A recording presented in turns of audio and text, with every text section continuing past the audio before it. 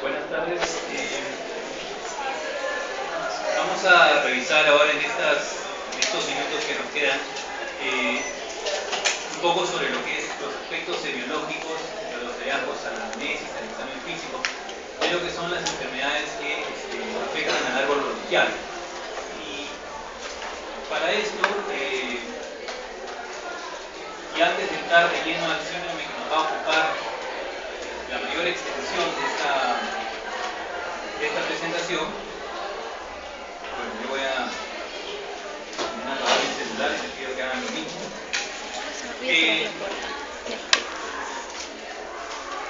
En general, el compromiso bronquial puede manifestarse por patología que la afecte de modo localizado o de modo difuso. Entonces, cuando nosotros vemos patología bronquial localizada, habitualmente se debe a un fenómeno obstructivo, ya sea, y las dos etiologías fundamentales para la obstrucción bronquial mecánica, que generalmente se comportan como un cuadro de obstrucción bronquial unilateral, son obstrucción de tipo mecánico por cuerpo extraño y por tumoraciones endobronquiales.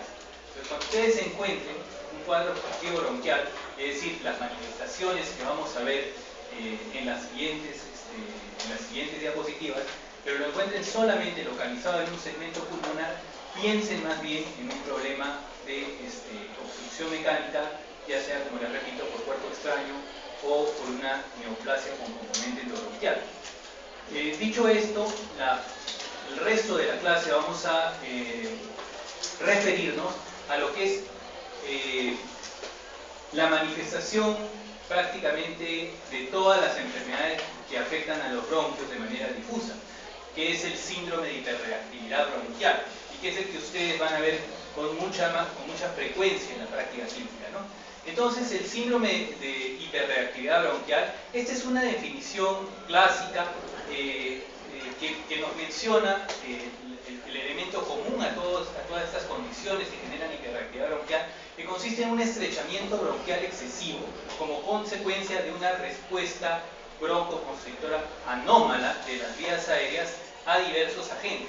Y acá, si bien es cierto en la definición clásica se menciona inhalados, realmente existen hiperreactividad bronquial no solamente agentes inhalados, sino, por ejemplo, en algunos casos de exposición a agentes por vía tópica o por vía digestiva, esto puede desencadenar un cuadro de hiperreactividad bronquial. Así que este componente de inhalados es relativo, a pesar de que es la definición aceptada mundialmente, deben tener en consideración que ciertos antígenos por exposición percutánea o digestiva también pueden desencadenar la hiperreactividad bronquial. Ahora, ¿cómo nosotros vamos a pensar, o cuándo nosotros vamos a pensar que nuestro paciente tiene un cuadro de hiperreactividad bronquial, es decir, que tiene esta respuesta broncoconstrictora anómala pulmonar o bronquial? Básicamente los síntomas cardinales van a ser tos, la sensación, el paciente le refiere que tiene una sensación de silbido de pecho, ¿no? Eso es un dato muy importante en la anamnesis y es un dato bastante específico. El autorreporte de silbido de pecho es uno de los síntomas que tienen mayor sensibilidad y especificidad diagnóstica. Es decir, cuando un paciente les dice tengo hiporexia, yo no sé qué tiene, o sea, puede tener mil cosas. Cuando un paciente les dice que me falte el aire, eso puede significar disnea, fatiga, o un paciente cuando les dice me mareo puede significar sensación de desvanecimiento, vértigo, dolor de cabeza y una serie de cosas.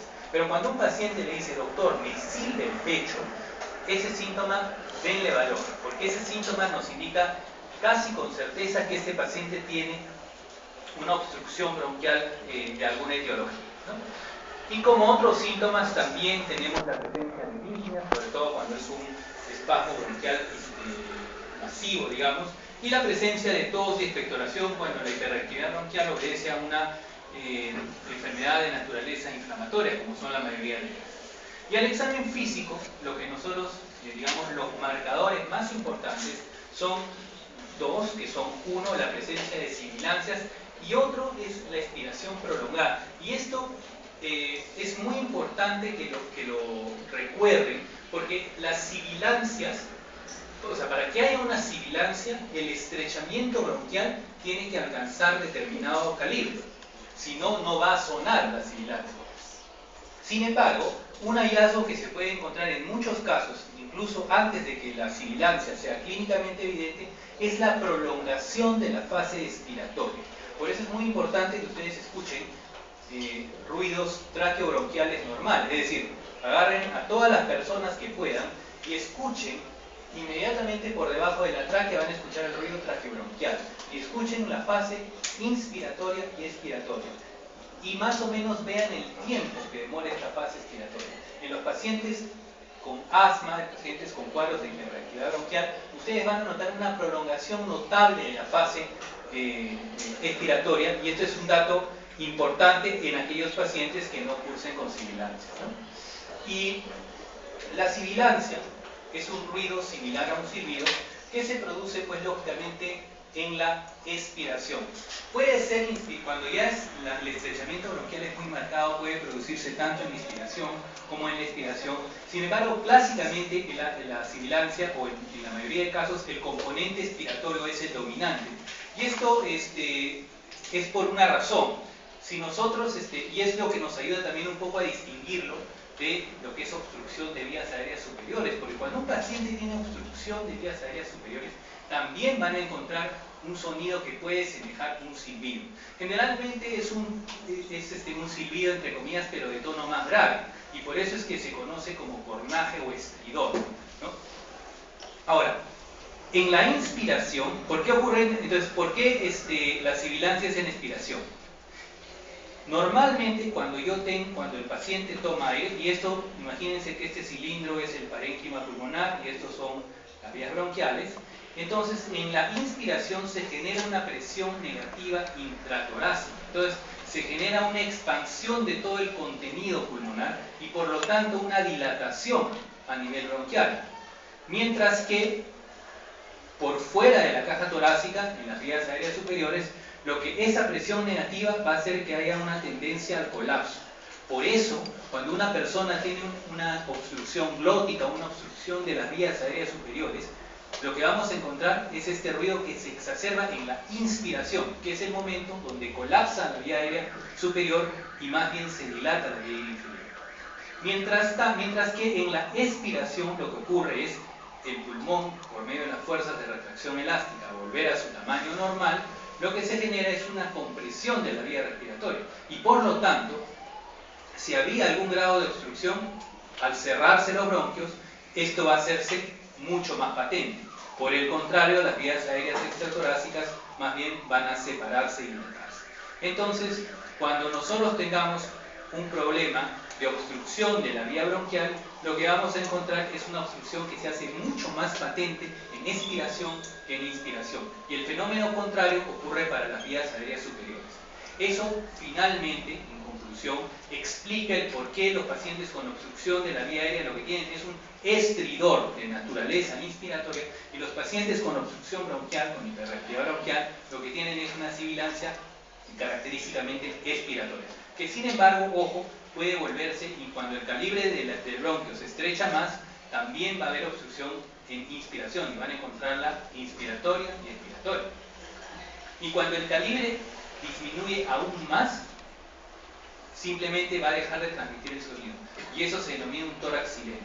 Entonces, cuando viene un asmático, viene a la emergencia, y ustedes me encuentren, y eso nos ha pasado varias veces, viene el asmático a la emergencia, doctor, me falta el aire, y lo mandan al interno, escuche el tórax, limpio, doctor, y lo mandan a la casa. Resulta que ese paciente tiene una obstrucción tan severa que simplemente el flujo, al no pasar, no produce sibilancia.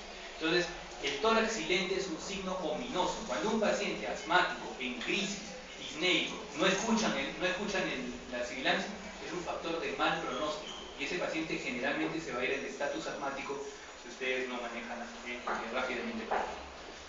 Muy bien. El año 2011 se hizo un estudio mundial para más o menos tener una idea de la magnitud de este problema. Es decir, con qué frecuencia la gente en el mundo tiene estos síntomas de sibilancias. Y entonces ustedes ven, este es el mapeo mundial, y ven aquellos pacientes en amarillo, ven zonas cuya prevalencia de sibilancias es de menos del 5%, esto es entre chicos entre 13 y 14 años, ¿no? En verde, pacientes que tienen entre 5 a 10, y estos rombos morados, zonas donde la prevalencia de sibilancias es del 10 al 20%. Y las estrellas, bueno, son aquellas que tienen más prevalencia, ¿no?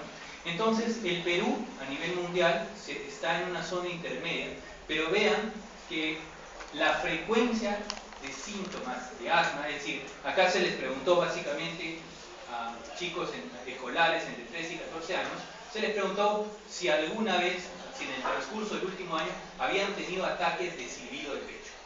Esa fue la pregunta, era solamente, y para que vean lo importante y significativo que es el síntoma. O sea, la encuesta epidemiológica mundial era una pregunta, que era, ¿le ha silbado el pecho en el último año? A usted, al niño le preguntaban, o a sus padres. Y entonces nosotros tenemos una prevalencia que se estima entre el 10 y el 20%. Se estima que a nivel de Lima metropolitana, en las zonas de Ventanilla, es la zona que tiene más sibilancias y tiene probablemente más allá del 20%, mientras que las zonas, bueno, de Lima Este, las zonas de Chaclacay, las zonas que tienen menos, y esto es probablemente por la diferencia de la humedad de los climas, ¿no? Nosotros en el Perú tenemos, sobre todo en la región de la costa, mucha exposición a ácaros, que es un factor frecuentemente desencadenante de hiperreactividad bronquial. Entonces, vean que independientemente de nuestras comparaciones a nivel mundial, prácticamente 1 de cada 10 a 1 de cada 5 personas a los 13 o 14 años van a tener un cuadro de sibilancias a lo largo del año. Es decir, van a tener probablemente un cuadro de hiperreactividad bronquial, ¿no? Para que vean la frecuencia con que esta patología se puede observar. Y acá ya es un desagregado en el cual, bueno,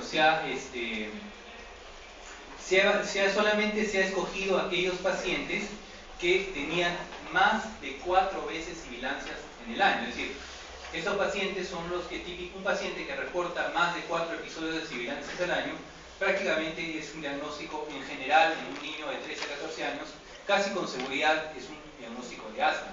Y lo que van a encontrar es que en ese grupo de pacientes que cumplen con este criterio, ¿no?, el 33% ya ha sido diagnosticado de asma, pero de estos chicos que reportan hasta 4 ataques de broncoespasmo al año, el 70% no se les ha diagnosticado asma nunca. Y de ellos, casi el 40% han tenido algún síntoma sugerente de severidad.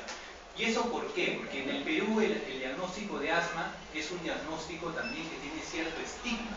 Cuando ustedes tienen que tener mucho cuidado cuando hablen con sus pacientes, porque uno le dice tiene asma y la gente se pone a llorar, piensa que va a ser un inválido, piensa que va a ser un adicto al inhalador de por vida. Hay mucho estigma alrededor del diagnóstico de asma, así que tengan eso en consideración. Y eso probablemente explica por qué muchas veces incluso los médicos le dicen, tratamos de bypassear al paciente, entonces no le decimos tiene asma, sino le dicen, ¿no? Y ustedes van a ver, tiene bronquios. Entonces, la gente viene, ¿no?, a consulta. ¿Alguna enfermedad que tenga usted? Sí, doctor, yo tengo bronquios. Yo también tengo bronquios, pero ¿qué enfermedad tiene usted? ¿No? Entonces, cuando ustedes escuchen, tengo bronquios, tengo bronquitis asmatiforme, tengo gripe mal curada, siempre piensen en cuadros de hiperactividad bronquial crónica, ¿no? Muy bien. Entonces, en realidad, ya yendo un poquito, solamente vamos a hacer una revisión muy, muy sucinta de la parte fisiopatológica. Esto ya lo han revisado ustedes en el curso, pero básicamente lo que tenemos que mencionar es que existen 2 vías para generar esta contracción anómala del músculo liso bronquial. Una de ellas es la respuesta mediada por la inmunoglobulina E y células cebadas, y la otra es la denominada no específica, es decir, no dependiente de inmunoglobulina E, la cual está dada básicamente por la exposición a agentes inflamatorios por vía inhalada, incluyendo el cigarro y el combustible de biomasa, que es probablemente el irritante inhalatorio más frecuente que ustedes van a encontrar en el Perú, ¿no? Muy bien, entonces, cuando nosotros encontremos, entonces ya hemos visto que hiperreactividad bronquial, básicamente tos, sibilancias, sensación de disnea o presión torácica. Hemos visto que es muy prevalente. Hemos visto que el examen físico se caracteriza por la presencia de sibilancias, que son sonidos, como les repito, a manera de silbido, a predominio expiratorio y, bueno, lógicamente la fase expiratoria prolongada. Cuando nosotros encontremos eso, primero tenemos que preguntarnos, ¿esto es una enfermedad aguda o es una enfermedad crónica? Para poder partir o para poder hacer el diagnóstico diferencial. Y cuando nos enfrentamos, en general, el punto de corte para decir aguda es menos de un mes, ¿no? Y crónica hablamos por encima de 6 meses. Entre 1 y 6 meses tenemos un limbo en el cual, bueno, pueden haber causas de una u otra etiología. Pero cuando nosotros encontramos un paciente que viene con una enfermedad de evolución de pocos días a semanas, nosotros debemos pensar de lejos en bronquitis aguda como la causa más frecuente, y esto lo vamos a encontrar bastante en la práctica clínica. Bronquiolitis aguda es una enfermedad más que nada restringida a los lactantes. Algunos casos de neumonía, que es lo que antes se llamaban neumonías atípicas, se presentan también como hiperreactividad bronquial, y lo que es injuria por inhalación, por ejemplo en pacientes que han estado expuestos a un incendio, etc., ¿no? Mientras que cuando la hiperreactividad bronquial es de presentación crónica, nuestros diagnósticos, y eso lo van a encontrar en todos los libros, asma y enfermedad pulmonar obstructiva crónica. Y así como Inca Kola, tenemos dos de sabor nacional, ¿no? Que son, uno, la enfermedad por inhalación de combustibles de biomasa, es decir, la enfermedad asociada a la exposición a leña, asociada a la exposición a bosta, ¿no? La bosta es, de repente, algunos de ustedes han visto alguna vez, es la deposición seca de vacas, de camélidos, en la cual uno se hace secar hasta que se forma como una paja, y eso lo utilizan para cocinar. Y otra patología eminentemente nacional es el pulmón secuelar tuberculoso, que genera una secuela de fibrosis, bronquiectasias y también hiperreactividad bronquial, ¿no? Causas menos frecuentes, alveolitis alérgica extrínseca. Ustedes habrán escuchado el pulmón del colchonero, el pulmón de criadores de palomas, el pulmón del que trabaja con paja, etc. La fibrosis quística, que es una enfermedad que se produce básicamente en personas muy jóvenes, y lo que vamos a encontrar acá son un cuadro de hiperreactividad bronquial de muy difícil manejo, asociada a la presencia de bronquiectasias bilaterales, ¿no? Y la aspergilosis broncopulmonar alérgica, que es una causa bastante infrecuente, pero que básicamente lo que es una reacción, una respuesta anómala, inmunológica, frente a los antígenos de aspergilos. Y esto es importante que recuerden, porque a veces nosotros vemos pacientes con aspergilosis broncopulmonar alérgica y entonces hacen el diagnóstico y le tratan de dar anfotericin, fluconazol, itraconazol o lo que fuera, cuando esto no tiene nada que ver con la patogenicidad del hongo aspergillus en sí, sino es una respuesta exagerada frente a los antígenos del aspergillus, ¿no? Pero es una causa bastante infrecuente. Entonces, cuando nosotros vemos finalmente hiperreactividad bronquial, y esto es lo que se tienen que grabar, porque esto es lo que ustedes van a ver en el 95% de casos, ¿no? Van a encontrar que dentro de las causas agudas, bronquitis aguda, y dentro de las causas crónicas, asma bronquial y enfermedad pulmonar obstructiva crónica, ya sea asociada a tabaquismo o a inhalación de combustible de biomasa, y pulmón secuelar tuberculoso son las condiciones que ustedes acá en el Perú van a encontrar con más frecuencia, ¿no?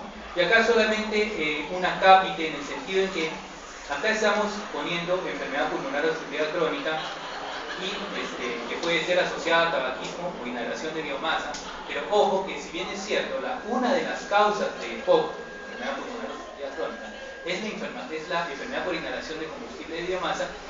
Esta enfermedad por inhalación de biomasa no solamente va a generar enfermedad pulmonar obstructiva crónica, sino además va a condicionar fibrosis, va a condicionar neumoconiosis, o sea, tiene un espectro amplio de enfermedad, ¿no? Pero actualmente ya es reconocida como una causa de enfermedad pulmonar obstructiva crónica. Muy bien, entonces vamos siendo estas las condiciones más frecuentes que van a encontrar cuando nos enfrentemos a un paciente con hiperreactividad bronquial. Vamos a tratar de desglosar un poco estas entidades nosológicas, ¿no? Entonces, empezando con la bronquitis aguda, generalmente es un cuadro de hiperreactividad de menos de 3 semanas de evolución, ¿no? Y caracterizada, bueno, por tos, expectoración, y este cuadro no suele ser acompañado de fiebre. Al examen físico lo que vamos a encontrar, bueno, como en todo cuadro de hiperreactividad bronquial, sibilancias, expiración prolongada, pero también podemos encontrar roncantes por la movilización de secreciones, que suele ser parte habitual de la presentación clínica de esta condición. Y un hallazgo importante o un dato importante de bronquitis aguda es que los hallazgos son bilaterales. Cuando ustedes encuentren hallazgos unilaterales, y eso es común a cualquier, o sea, cuando un paciente viene con cuadro de hiperreactividad bronquial o con presencia de signos pulmonares localizados en una sola región pulmonar, siempre deben pensar, bueno, en otras patologías, y en el caso específico de hiperreactividad bronquial localizada, nos obliga a descartar neumonía si el paciente viene con una presentación aguda de síntomas, ¿no? Muy bien. Y esto de acá también es algo que quería darles como mensaje, si bien forma parte del curso de terapéutica, pero van a ver que ustedes van con una bronquitis crónica. Yo les aseguro que si ustedes van al médico, la mayoría de colegas viene un paciente con bronquitis y automáticamente uno asocia bronquitis con una infección bacteriana e inmediatamente reciben antibióticos. Y el 90% de casos de bronquitis son de etiología viral, por lo cual ustedes cuando diagnostiquen una bronquitis, el tratamiento en principio debe incluir broncodilatadores, sintomáticos, hidratación, pero no debe incluir antibióticos. Esto es una de las causas más frecuentes de uso irracional de antibióticos, junto con la faringitis bacteriana, ¿no? Ustedes van a ver que la faringitis bacteriana, o con la faringitis, perdón, la faringitis es la causa más frecuente de prescripción antibiótica inadecuada. O sea, la gente viene y le viene por tos y expectoración. Tiene las amígdalas, la faringe un poco inflamada y le dan antibióticos inmediatamente. Entonces, eso no es correcto. Incluso se ha hecho un estudio también, ¿no? Y a veces dice, ¿no? Doctor, cuando tiene expectoración amarillenta, purulenta, es que es bacteriana. Y se ha encontrado que no existe diferencia cuando un paciente viene con expectoración amarillenta, no tiene mayor riesgo de tener una infección bacteriana. Entonces, ¿cuáles son los datos? Eso salí un poco de la clase, pero eso porque lo van a ver y para que no hagan iatrogenia desde el inicio. Cuando vean a un familiar, a un amigo con un cuadro de faringitis, lo que tienen que ver es cuáles son los criterios de infección bacteriana. 1, la presencia de exudado purulento en las amígdalas. 2, la presencia de adenopatía cervical. Y 3, la ausencia de tos. Los pacientes con faringitis bacteriana estreptocócica vienen con un dolor de garganta intenso, fiebre, adenopatía y exudado, pero no tosen, o tosen en muy poca cantidad, ¿no? Entonces, esos son los criterios que ustedes deben tener en general para dar este tratamiento. Y el 90% igualmente de las faringitis deben tratarse solamente como sintomáticos, ¿no? De hecho, volviendo a la bronquitis, es una de las causas más importantes de tos aguda en consulta ambulatoria. Ustedes van a ver que hasta el 70% de casos reportados en consulta de primer nivel de atención corresponden a bronquitis aguda no complicada.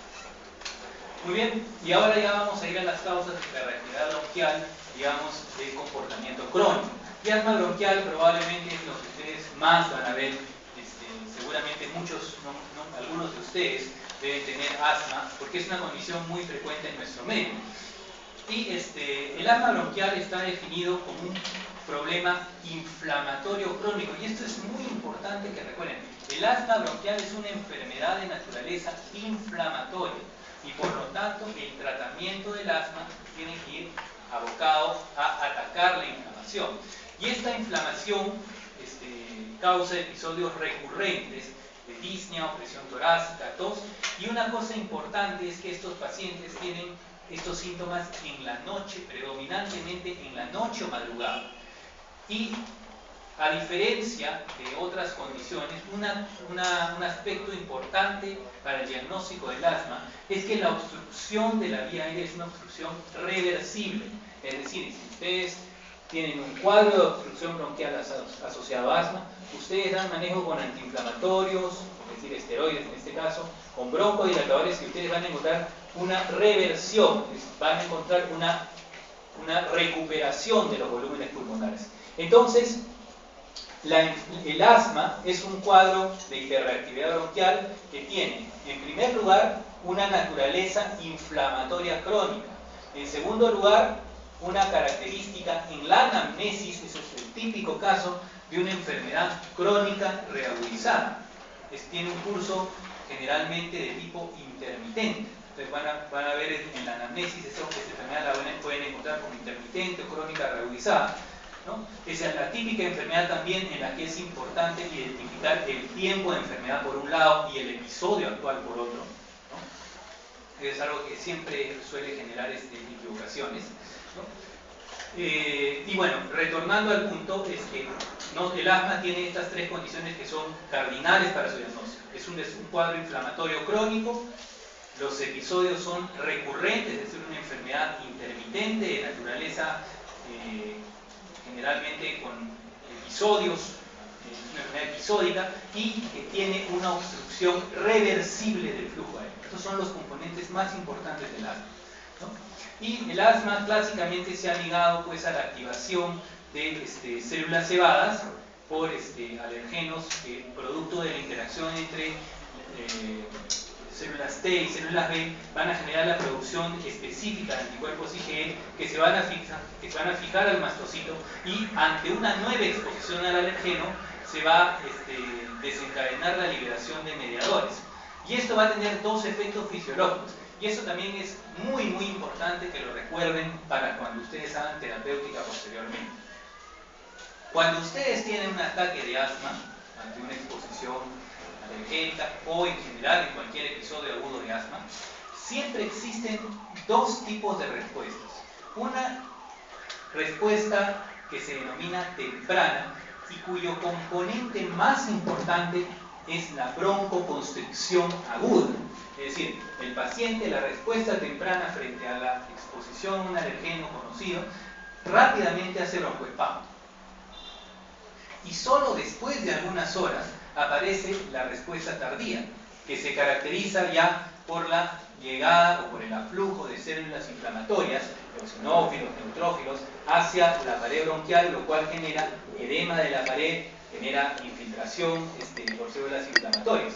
Y esto desencadena obstrucción ya por la presencia de un fenómeno propiamente inflamatorio. Y esto es muy importante porque cuando ustedes ven esto, lo que van a encontrar es que llega el paciente con una crisis asmática, le dan broncodilatadores, ya sea bajo la forma de nebulización o por inhalaciones, y el paciente mejora rápidamente. Lo mandan a la casa y a las 3 de la mañana está volviendo de nuevo. ¿Por qué? Porque no han atacado la respuesta tardía. Por eso es que cuando un paciente viene a la emergencia con asma, la respuesta temprana se ataca con broncodilatadores, ¿no? Salbutamol, fenoterol inhalatorios, y la respuesta tardía se ataca con esteroides, generalmente por vía parenteral, si el paciente tolera oral, pero tiene que dar una dosis de esteroides para atacar la respuesta tardía. Entonces, conocer eso, ustedes si saben que hay una respuesta temprana y una respuesta tardía, nunca se van a olvidar de que el tratamiento incluye, por un lado, broncodilatadores y por otro lado, esteroides para el tratamiento de la crisis asmática aguda, ¿no? Y otra célula importante es el eosinófilo, que ustedes lo van a encontrar infiltrado en la mayor cantidad de pacientes que tienen el asma denominada alérgica o atópica. Es decir, lo que va a ocurrir acá es que va a haber una gran cantidad de eosinófilos en la vía aérea de estos pacientes. Y esto ocurre por varios mecanismos. Uno de ellos es la generación de interleuquinas que tienen una actividad a nivel de médula ósea que va a generar una mayor replicación y generación de eosinófilos. Entonces, por un lado hay más producción. Por otro lado, hay la expresión de moléculas de adherencia intercelular e intracelular que van a favorecer la llegada de lo que se llama el roll-on o rodamiento, si se quiere, del eosinófilo para que migre hacia la luz, hacia lo que es la mucosa bronquial. Y por otro lado va a haber una sobrevida prolongada de este eosinófilo. Entonces no solamente se producen más, llegan más y viven más, ¿no? Y esto va a generar también la activación de citoquinas que van a contribuir a la injuria de la vía aérea, ¿no? Ahora, ojo, no todo paciente con asma tiene una respuesta eosinofílica predominante. En estos pacientes generalmente se caracterizan por tener niveles elevados de inmunoglobulina E.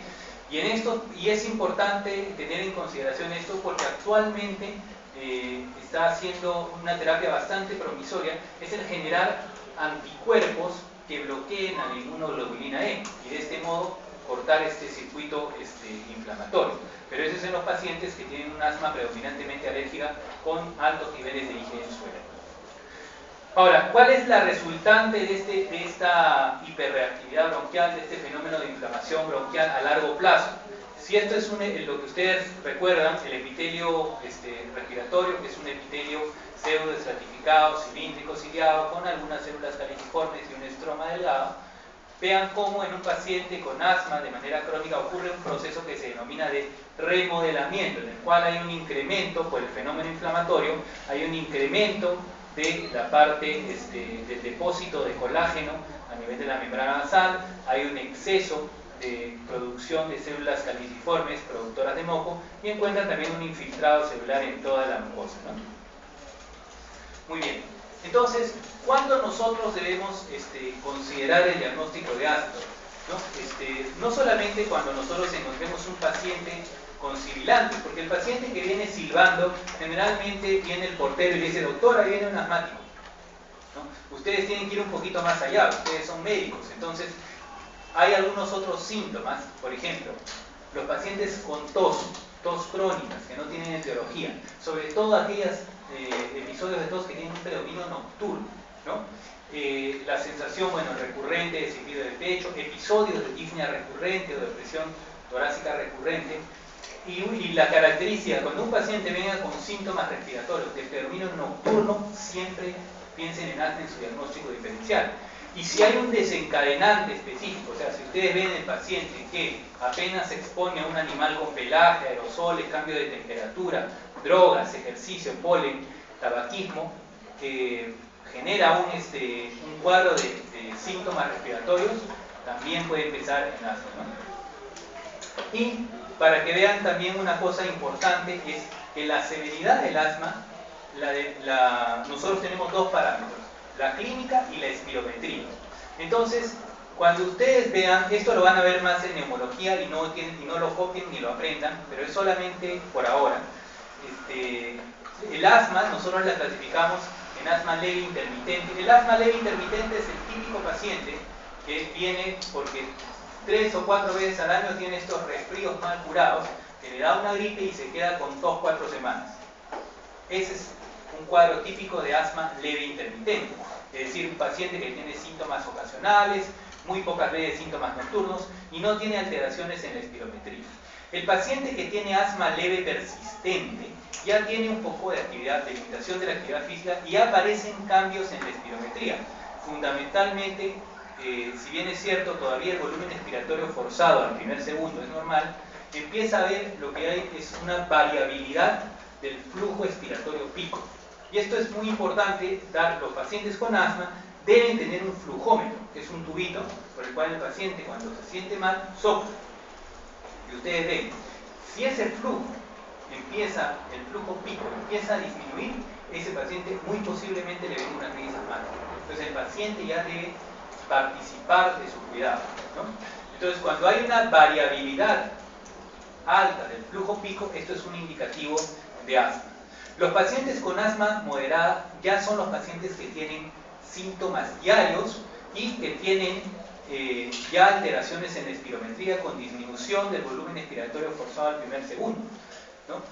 Y en los pacientes con asma severa son aquellos que ya realmente tienen síntomas permanentes que limitan la actividad del individuo. Entonces esto es una rápida visión de lo que deben saber de asma bronquial. La otra condición importante es la enfermedad pulmonar obstructiva crónica asociada tanto a tabaquismo como por inhalación de combustibles de biomasa. Y a diferencia del asma, el dato más relevante tal vez para calificar a los pacientes con EPOC es que ellos tienen una obstrucción permanente del flujo aéreo, es decir, el paciente puede mejorar sintomáticamente con inhaladores, pero la obstrucción del flujo aéreo es persistente. A diferencia del asma también, que es una enfermedad de naturaleza intermitente, esta es una enfermedad típicamente progresiva, con disnea que va empeorando a lo largo de varios años e incluso décadas, ¿no? Y el término EPOC incluye tanto a bronquitis crónica como enfisema. Recuerden, como hemos visto anteriormente, que hay otras enfermedades que hay que hacer diagnóstico diferencial, pero que son ya bastante más raras. Entonces, dentro de la enfermedad pulmonar crónica se distinguen dos síndromes asociados. O sea, hay el síndrome o la enfermedad pulmonar obstructiva crónica, pero tenemos dos componentes que abarcan o que se incluyen dentro de esta definición. Uno es lo que es la bronquitis crónica, y la bronquitis crónica es un diagnóstico puramente clínico. Entonces, ¿qué es la bronquitis crónica? Es un paciente que tose más de 3 meses al año, es decir, que se pasa más de la cuarta parte del año tosiendo durante al menos 2 años consecutivos. Eso es una bronquitis crónica. El diagnóstico es clínico. Y el enfisema es un diagnóstico más bien anatomopatológico, ¿no?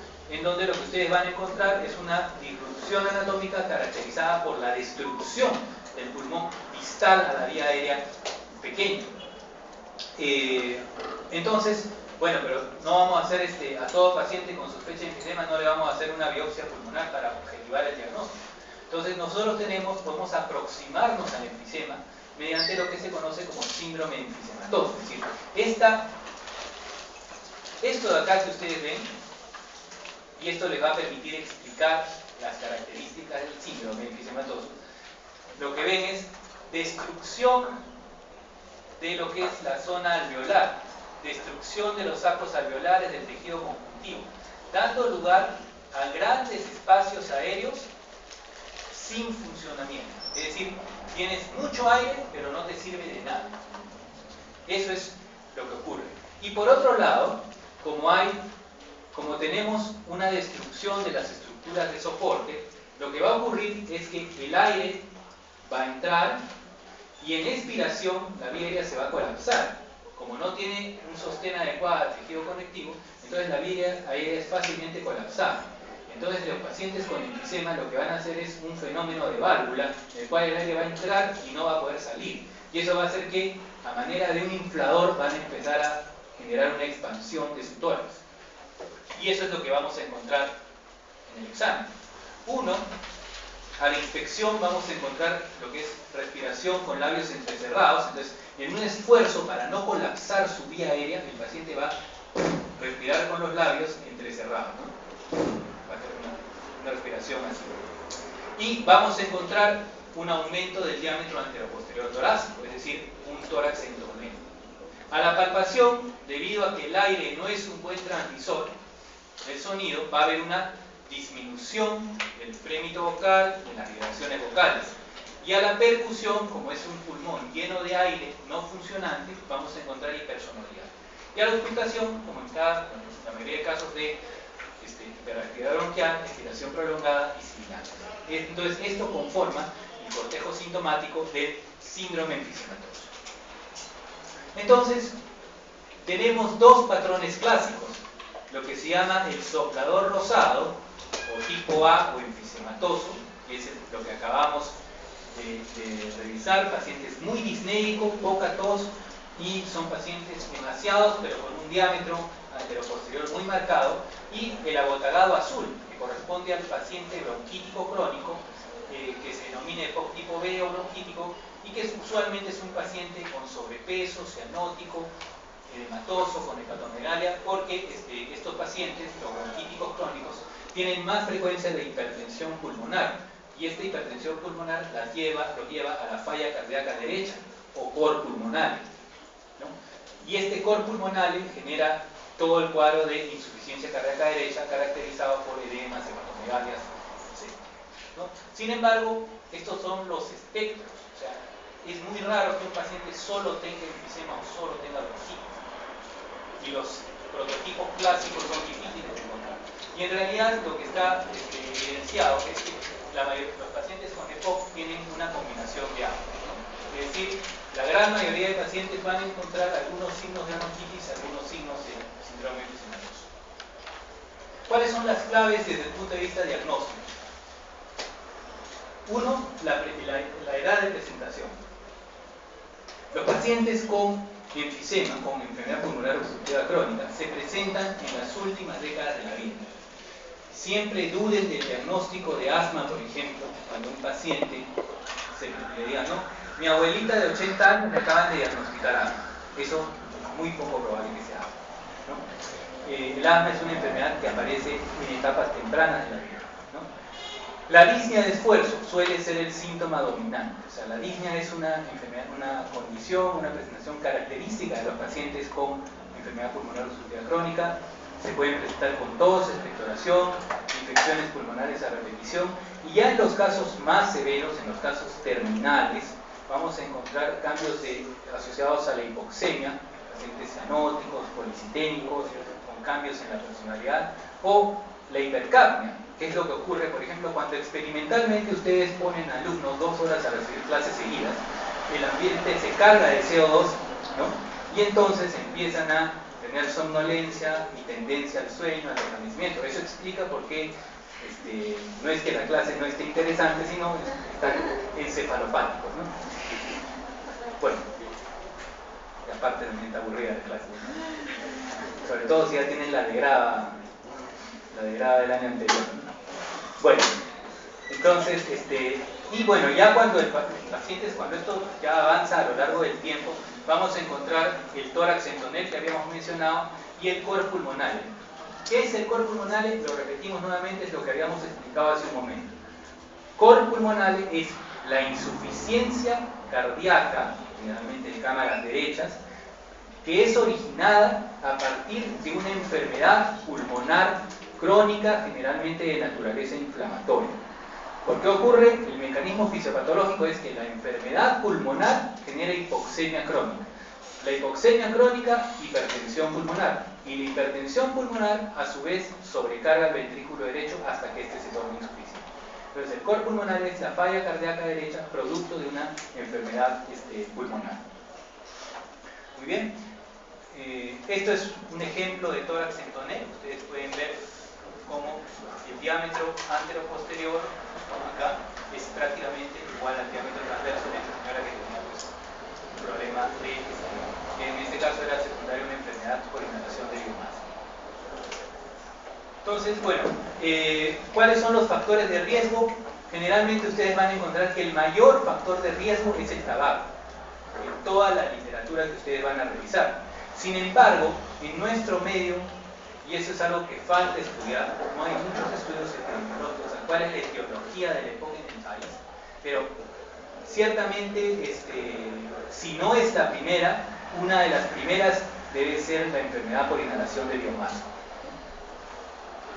Y dentro de lo que es la fisiopatología, a diferencia del asma, donde el rol predominante era de eosinófilo, mastocitos, células plasmáticas, productoras de inmunoglobulina E, acá básicamente lo que ocurre es un fenómeno de inflamación crónica por polimorfonucleares y macrófagos, que son las células más importantes en la fisiopatología del EPOC.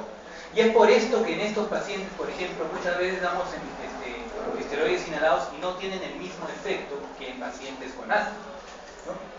Y esta activación va a estar asociada a una activación de proteinasas, es decir, hay un desequilibrio entre las proteasas y las antiproteasas, y este desequilibrio favorece la actividad de las proteasas, que finalmente van a generar un proceso de autodigestión del parénquima pulmonar. El estrés oxidativo, particularmente en aquellos agentes inhalados como el cigarrillo y la leña, ¿no? Y todo esto va a llevar finalmente a la enfermedad pulmonar obstructiva crónica.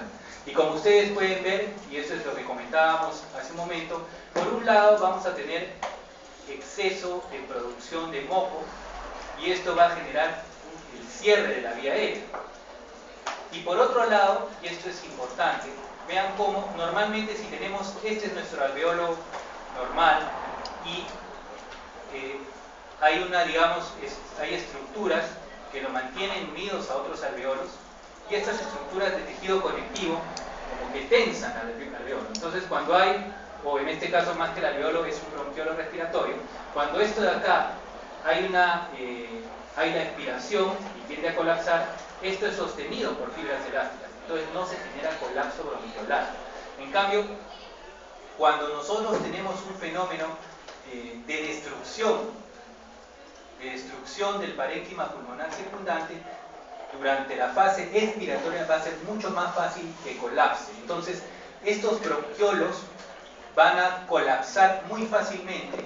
O sea, por un lado, su luz ya va a estar notablemente disminuida por el fenómeno inflamatorio crónico, y por otro lado, va a tener una tendencia mucho más fácil al colapso por la falta de soporte anatómico de las estructuras circundantes, ¿no? Tal vez mencionar algunas palabras de lo que es la enfermedad por inhalación de combustibles de biomasa, reiterando esto, porque es una causa común de hiperreactividad bronquial y particularmente de EPOC en el Perú. Y de hecho esto no se consideraba. Si ustedes ven los libros clásicos de medicina y neumología, EPOC es sinónimo de tabaco. Pero recientemente, ya al momento de hacer la evaluación, las encuestas epidemiológicas a nivel mundial, se ha visto que inhalación de biomasa es una condición muy importante en países en vías de desarrollo, y por eso es que en la última versión del GOL ya se incluye a enfermedad por biomasa como una causa importante de EPOC. GOL es el acrónimo para lo que es la Iniciativa Global para la Enfermedad Pulmonar Obstructiva Crónica, y esto se renueva cada 2 años.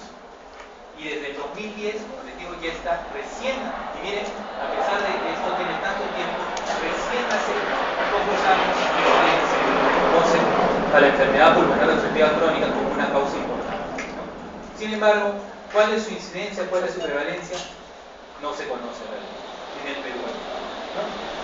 Y como les mencionaba, la enfermedad por inhalación de biomasa produce no solo hiperreactividad bronquial, sino además un fenómeno fibrótico, una enfermedad pulmonar parenquimal difusa, que es un poco lo que vamos a revisar la próxima semana, pero no solamente produce enfermedad, produce una combinación de lo que en clínica ustedes van a ver en algunas historias como EPOC-EPI, o sea, la combinación de enfermedad pulmonar obstructiva crónica más enfermedad pulmonar intersticial difusa. Y por otro lado, la inhalación de partículas de carbón va a generar un fenómeno adicional de neumoconiosis. Entonces, estos son los 3 componentes de lo que es la enfermedad por inhalación de biomasa, ¿no? ¿Cuál es el diagnóstico diferencial? O sea, ¿con qué se nos puede confundir? ¿No? Ya sabemos que EPOC es generalmente a partir de la 5ª o 6ª década de la vida, los síntomas son lentamente progresivos, historia de tabaquismo o exposición a biomasa, disnea de esfuerzo, y la obstrucción es irreversible. El asma, como les habíamos mencionado, generalmente es de inicio temprano. Es muy raro que un adulto mayor empiece con un cuadro de asma. Los síntomas son de naturaleza intermitente, un día está muy bien, un día está muy mal. Los síntomas tienen una naturaleza nocturna, y ciertamente si tenemos fenómenos alérgicos, incluyendo dermatitis, rinitis alérgica, eczema atópico, esto hace mucho más probable el diagnóstico de asma. A veces la insuficiencia cardíaca, hoy veíamos por ejemplo un paciente que venía con disnea de esfuerzo, tos, expectoración, pero que además venía con una historia de edema, y al examen físico evidenciábamos la presencia de ortopnea. Entonces a veces es difícil hacer la distinción, y a veces tenemos las dos cosas, porque este paciente, si ustedes saben que el cor pulmonar es una consecuencia de la enfermedad por inhalación de biomasa, entonces probablemente este paciente que veíamos en la mañana tenía una combinación de insuficiencia cardíaca con EPOC. Bueno, las bronquiectasias pueden simular también los síntomas, pero típicamente se asocian a broncorrea matutina y a crepitantes gruesos en el examen físico. La tuberculosis en realidad es difícil que la confundamos con esto, pero siempre está en el diagnóstico diferencial de cualquier enfermedad pulmonar en el Perú. Y bronquiolitis obliterante suele también parecerse mucho a un EPOC, pero se da en jóvenes, no fumadores, no expuestos a humo de leña, generalmente asociada a enfermedades difusas del tejido conectivo, particularmente artritis reumatoide, y tiene un patrón característico en la tomografía. Finalmente, la otra condición que nosotros vemos bastante como causa de hiperreactividad pulmonar de naturaleza crónica es el pulmón secuelar tuberculoso. No van a encontrar tampoco en el Harrison el capítulo de pulmón secuelar tuberculoso, porque es una entidad realmente muy característica del Perú también, ¿no? Y acá tienen varias consideraciones, porque el hecho de haber generado una destrucción del parénquima pulmonar y del árbol bronquial va a generar hiperreactividad bronquial como secuela, va a generar fibrosis pulmonar, va a generar bronquiectasias y cavernas que después pueden ser ocupadas por bolas de hongos. Este es el famoso aspergiloma, ¿no? Y en realidad los hallazgos del pulmón secuelar tuberculoso nos da una combinación de grados variables de fibrosis pulmonar con síntomas que semejan a la enfermedad pulmonar obstructiva crónica. Ojo que el pulmón secuelar tuberculoso no es considerado una causa de EPOC, sino es una causa distinta de hiperreactividad pulmonar crónica, pero su comportamiento clínico es muy similar al EPOC. Cuando ustedes vean a un paciente con disnea de esfuerzo, pero ustedes ven que tiene lesiones, una secuela fibrocavitaria extensa, probablemente lo que estén es frente a un pulmón secuelar tuberculoso. Y tal vez acá lo más interesante sea el tratamiento, que eso lo van a ver después en la parte de clínica, pero un poco adelantándonos. Se parecen tanto que los tratan igual, entonces a estos pacientes los llenan de corticoides inhalados. La pregunta es si a un paciente que ha tenido tuberculosis y que tiene infección latente aún, deberíamos llenarlo de corticoides inhalados, o este es un factor para que vuelva a ser una T de reactivación posteriormente. Y eso no se sabe. O sea, no se sabe si es que darle corticoides es beneficioso, porque mejora la hiperreactividad bronquial y el fenómeno inflamatorio, o va en detrimento de su salud, porque puedes aumentar su progresión a T. No se sabe, nadie lo ha investigado. Y ese es un tema interesante. En cuanto al pulmón secuelar, es más que todo hablando de una tendencia pulmonar, porque se está dirigida en otro lado, no necesariamente hay lesiones de hiperreactividad bronquial y demás. No, o sea, el pulmón secuelar tuberculoso, claro, es secuela de una tuberculosis pulmonar. Ahora, lo que suele pasar también es que a veces un paciente dice que ha tenido tuberculosis pleural, pero la tuberculosis pleural se asocia a un compromiso pulmonar que no había sido diagnosticado de repente de manera concomitante y solamente habían diagnosticado la parte pleural. En conclusión, el síndrome de hiperreactividad bronquial van a encontrarlo, hemos visto en esta transparencia mundial, es muy frecuente. 20% casi de la población de personas adolescentes van a tener hiperreactividad bronquial de alguna etiología.